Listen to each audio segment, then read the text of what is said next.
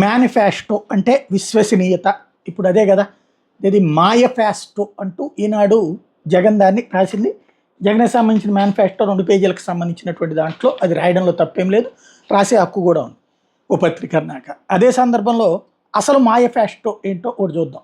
మహిళా సాధికారత భద్రత తెలుగుదేశం పార్టీకి సంబంధించినటువంటి మేనిఫెస్టో. ఇది 2019 నాటి మేనిఫెస్టో.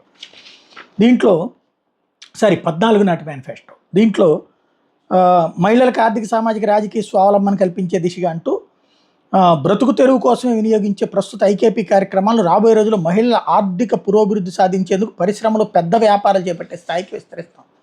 ఎవరయ్యారు? అదేది డిమార్ట్లోనూ రిలయన్స్ సెంటర్లో ఎవడన్నా పెట్టారా? సరే, అది అట్లాంటి ఊహాజనితం కాబట్టి వదిలేద్దాం.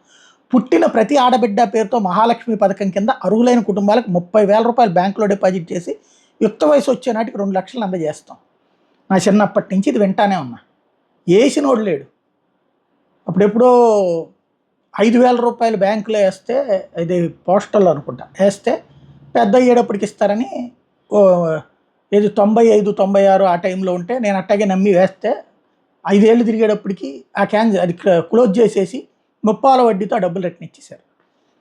పోనీ అది డబ్బులు మన దగ్గర తీసుకుంది. అలా కాకుండా అసలు ప్రభుత్వం వేస్తానంటే ఇంకెంత హ్యాపీ. తీరా చూస్తే 10 బేసులు ఎవరికన్నా వేసారా? 30,000 రూపాయలు లేదు.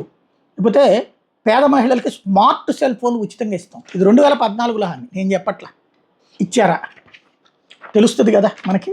లేకపోతే సంవత్సరానికి ఒక కుటుంబానికి 12 వంట గ్యాస్ సిలిండర్లు, ఒక్కో సిలిండర్కి 100 రూపాయల సబ్సిడీతో ఆధార్ కార్డుతో సంబంధం లేకుండా సరఫరా చేస్తాం.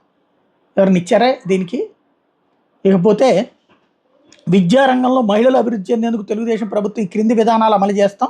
హై స్కూల్, ఇంటర్ విద్యార్థినులకు ఉచితంగా సైకిళ్ల పంపిణీ, బాలిక పాఠశాలలో మహిళా ఉపాధ్యాయులు నియమిస్తాం, అన్ని ప్రభుత్వ కాలేజీల్లో మహిళా విద్యార్థులకు హాస్టల్ వసతి కల్పించడం. ఇవన్నీ ఏమైనా జరిగినాయా? పెండింగ్లో ఉన్న మహిళా రిజర్వేషన్ బిల్లును పార్లమెంటు ద్వారా ఆమోదింపజేసే ప్రయత్నం పాపం అప్పుడు జరగల, ఈ మధ్యం జరిగింది.